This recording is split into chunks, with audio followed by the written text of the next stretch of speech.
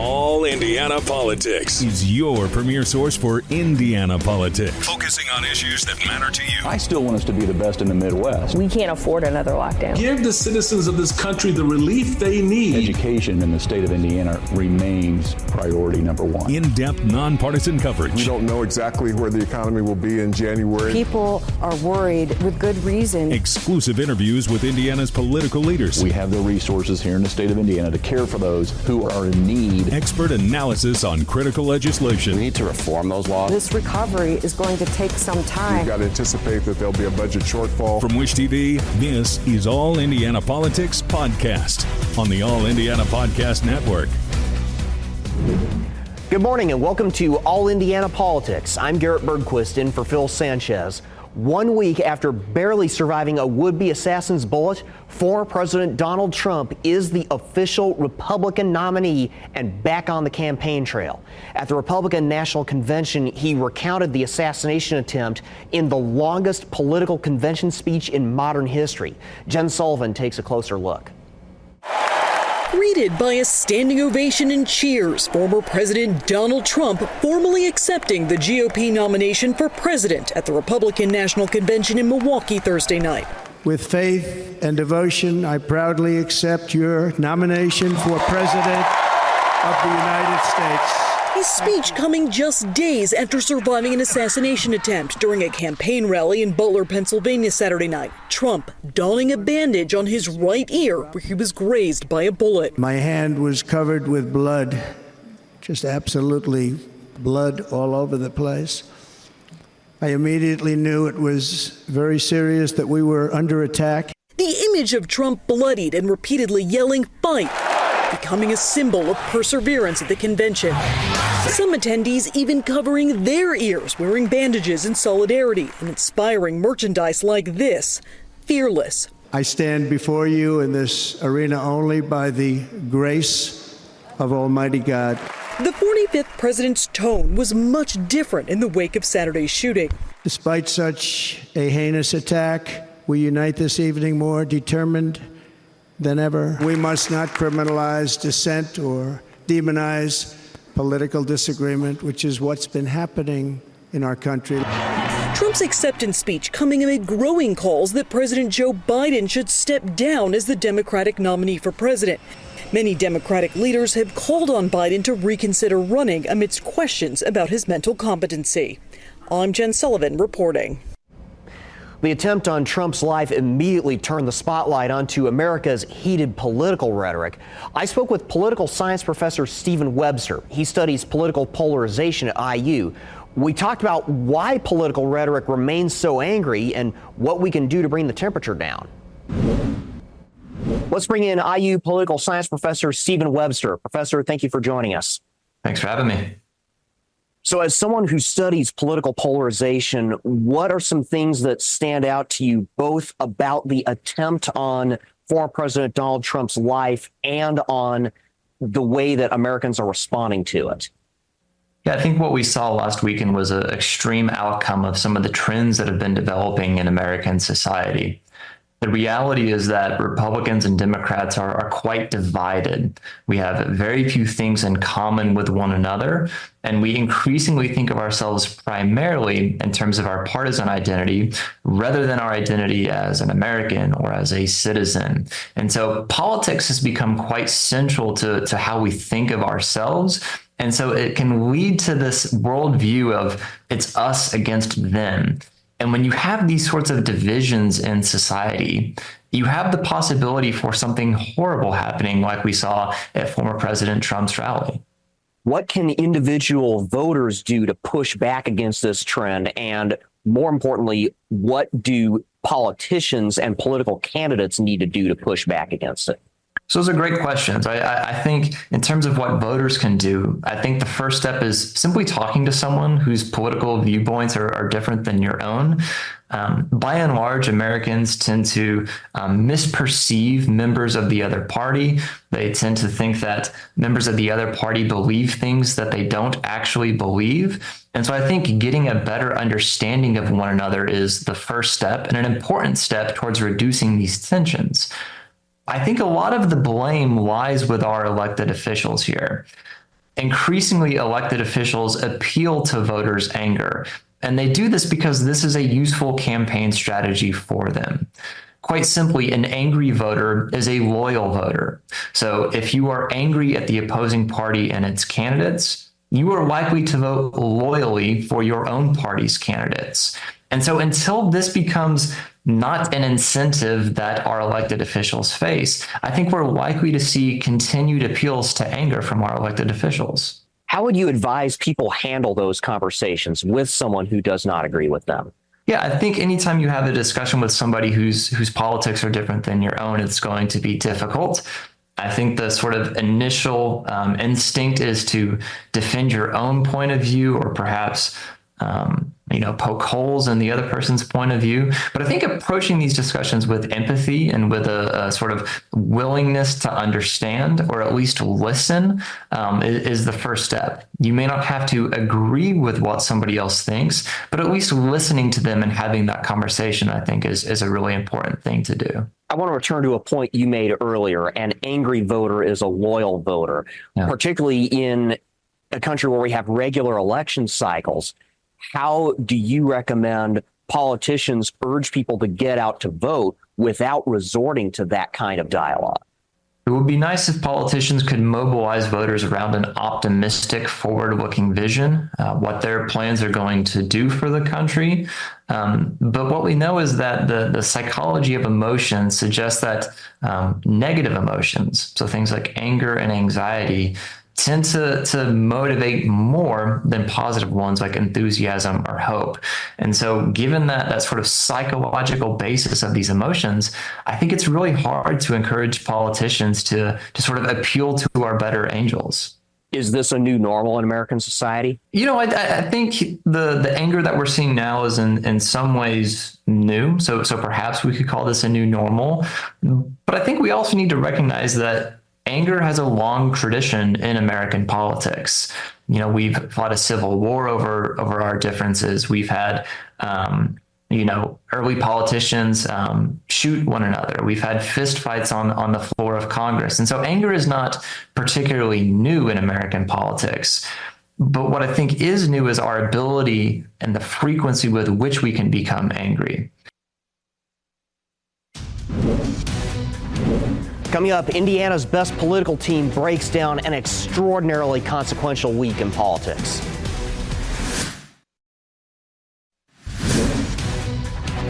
Welcome back to All Indiana Politics as we welcome in two members of Indiana's best political team, Republican Mario Masalamani and Democrat Kip Tu.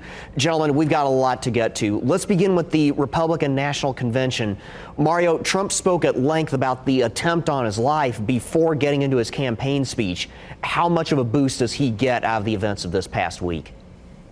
I think Trump is a great showman. He's able to display that in this convention. Every person that he picked had a specific point to make, put on a great show for the American people and also for the Republican Party. My kids were watching it last night with me. We saw Hulk Hogan tear his shirt, go and fire up the crowd. Even Donald Trump during his speech did a phenomenal job. I think this energizes people. I think this does a great job in getting the Republican Party united and focused on November 5th in making sure that we win the election. Mario, how does the selection of Ohio Senator J.D. Vance affect the ticket, particularly in attracting younger voters? I think it's huge. I think that he made a great pick. It's not somebody I really thought he was going to pick initially, but picking somebody that's 39 years old, a huge contrast between Joe Biden and Donald Trump, somebody that came out of extreme poverty, who has become a self-made man, was raised by his grandmother, went through, watched his mother fight addiction, went into the military service, graduated from Ohio State in 2.5 years, then went on to Yale, did a phenomenal job there, and has been successful. I think will articulate, especially to that blue wall of states like Michigan, Pennsylvania, Wisconsin. I think that he's going to be able to articulate a plan and a message to young people and also to people that are fighting to survive in this Biden economy. And I think that he's going to be able to articulate a plan and a message that's going to get those people to vote for Donald Trump and J.D. Vance. Let's turn to Kip. All the attention this week has been on Trump and his campaign. How do Democrats counter the bump that invariably comes from conventions, especially after the attempt on Trump's life? Oh, look, the attempt on Trump's life was a horrible moment in American history. Thankfully, he came through it. I think all Americans are united in that. Are mostly united in that view. I will tell you, I strongly disagree, as you might expect, with Mario's characterization of the Republican National Convention that just concluded on Thursday. Well, actually Friday morning, because Donald Trump had the longest, most bizarre, worst speech of anybody accepting the nomination in American history. I don't know where he was going. It was disjointed. It sounded like your uncle who stayed at the barbecue too long. It was not a good speech. Democrats need to talk about what we're going to do with the future. There was no talk about what was going to happen in the future at the Republican convention. Voters want to know what you're going to do for them, what you're going to do to them. Democrats have to prosecute that case. J.D. Vance being added to the ticket, I think, hurts Trump's message, where he's trying to gloss over what he's done, what he did with abortion. The American people, by large margins, support the right to choose. And I think that the Republicans are on the wrong side of that issue in a big way. J.D. Vance thinks 10-year-olds should have to carry their child to term, and he believes that women ought to stay in violent marriages. He is way too extreme for the American people. What does the selection of Vance say both about Trump's plans and the post-Trump future of the party? This is for both of you. Kip, we'll start with you. What is Trump's pick? Is that what you said? No, my question is, what does the selection of Vance say about Trump's plans and the post-Trump trajectory of the Republican Party? This is for both of you. I don't know that we know. I think what he's trying to signal is that he wants MAGA to obviously continue, and J.D. Vance has done a 180, being a never Trumper, compared Trump to Hitler, did everything all the never Trumpers did, and then when he decided to run for the Senate in Ohio, he completely switched and started sucking up to him. So he's just a big suck up, and it's really hard to know what he really thinks. Left in this segment, I want to give Mario last word on this one. I think the problem with Kip is that the Democrats are talking not about what they're going to do for the American people, they're talking about Joe Biden and not knowing what's going to happen. I think Donald Trump picked J.D. Vance because he saw how the Democrat Party is in shambles. Joe Biden did a terrible job in the debate.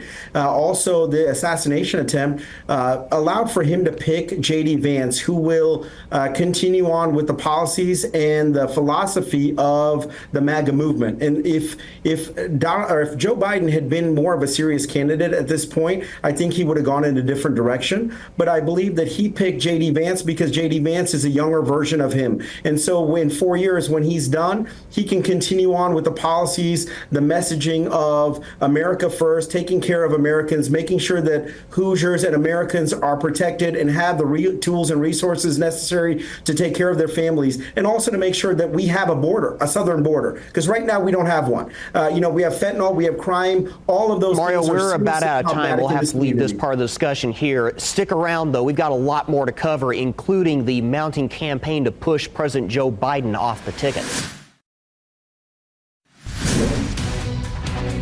Welcome back to All Indiana Politics. Still with us are Democrat Kip Tu and Republican Mario Masalamani. Let's turn to the other side of the ticket, the mounting pressure on President Joe Biden to drop out, including now from some Democratic U.S. senators. Kip, even if Biden himself wants to remain in the race, as he's said repeatedly, what are the chances this ends up pushing him off the ballot? And could we see a move early next week to nominate him ahead of the convention? To answer your first question, obviously it's his decision to make, and he'll be the one that makes it. There is increasing pressure for him to leave the ticket. I think Democrats are actually united in one purpose, and that is keeping the autocrat wannabe Donald Trump and his his vice president from ever seeing office again. And so we're united in that. And whatever the best path forward to doing that is hopefully where we'll end up. Don't know where that's going to end up. Don't know if the chorus is going to get loud enough to convince Joe Biden to step aside, but it's certainly there. The chorus is there. There have been polling that shows a majority of Democrats want him to leave the ticket because Democrats want the best chance for us to beat Trump. Now, Kip, the talk so far appears to favor Vice President Kamala Harris for president and someone new as vice president. Even if Harris is the candidate, could a last-minute switch like that actually hurt Democrats going into November? I don't know what could happen, but I think what most Americans want is neither of these candidates. They've said it repeatedly in polls all over. They like new choices, and so I think that Kamala Harris with another person on the ticket will beat Donald Trump. Mario, which scenario is more beneficial to Trump? Biden staying in or Biden dropping out? I think Biden staying in is extremely beneficial to Republicans. If you look at the polling, the Democrats are bleeding. They're having calls, senators, congressmen, and women are calling on Joe Biden to drop out of the race because truly blue states are now becoming purple. So this could be an extreme bloodbath, not at the top of the ticket, but down ballot also. Looking at Indiana, I'm talking to some Republicans in Indiana. We think that we can win some more of those state house seats. We already have a supermajority, but there are some seats that now are coming into play because of how bad Biden is doing. And that is coming all across the country. In Michigan, in Pennsylvania, there are calls for Biden to step down because those states are moving from being purple swing states to turning blue or turning red if Joe Biden is on top of the ticket. And so I think that this is a serious problem for Democrats. They're not talking about any issues. They're talking and they're kind of backstabbing Joe Biden. And so while this is going on, the Republicans you're front stabbing, huh, Mario? This and allow for Democrats to basically stab each other and hurt each other. Additionally, I think that if Kamala Harris does end up replacing Joe Biden, how is that democratic? The Democrats have talked about how Donald Trump is fighting against democracy, how we need to fight to make sure that Donald Trump does not become the president because we are trying to save democracy. How is replacing Joe Biden with Kamala Harris democratic? There are, 14 million voters, Democrats, that voted Mario, for Joe I want to give Kip a little bit of time to respond to that. Kip, I'll give you about 30 or 45 seconds, then we need to move on. Well, the last argument's spurious, and he knows it. I mean, Kamala Harris is the sitting vice president. If the president of the United States says, I've decided I can't run anymore, and she would be the natural person to step in. That's the process that has been around for a long time, that if he were to unfortunately die tomorrow, she would take over. So there has been a process, and that process will probably be followed in this instance. So it's him putting up a red herring, in my opinion. And look, we don't know what's going to happen. It's been a crazy couple of weeks in American politics, and I think it might just get crazier. I do want to work in some Indiana politics. Democratic Attorney General candidate Destiny Wells says she wants to focus on workers' rights and children's rights. She's making those central to her campaign, along with the disciplinary complaints against Attorney General Todd Rokita. Mario, this is rated as a lean Republican race. I got about a minute or so left here. How likely is it Republican voters cross the aisle, especially with Donald Trump at the top of the ticket?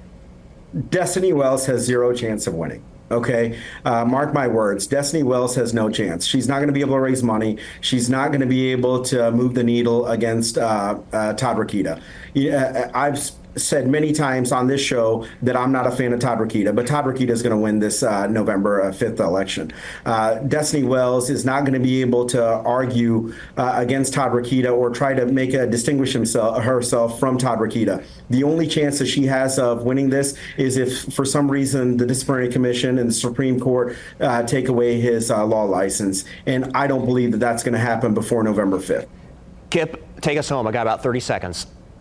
A couple of things. Number one, I also think abortion may be an issue in this race. Todd Rokita attempted to prosecute the doctor who took care of the 10-year-old who was raped by a relative.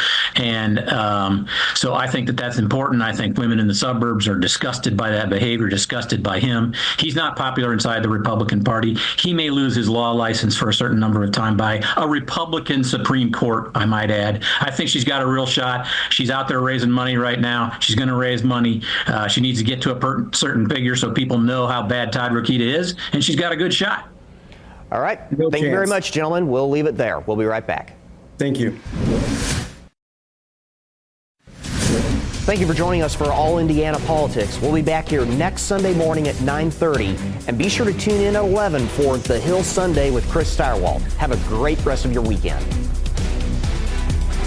From Wish TV, this is All Indiana Politics Podcast on the All Indiana Podcast Network. Watch All Indiana Politics live Sunday mornings at 9:30 on Wish TV and at wishtv.com. Subscribe to this podcast and listen weekly here on the All Indiana Podcast Network. And be sure to discover even more great podcasts at allindianapodcastnetwork.com.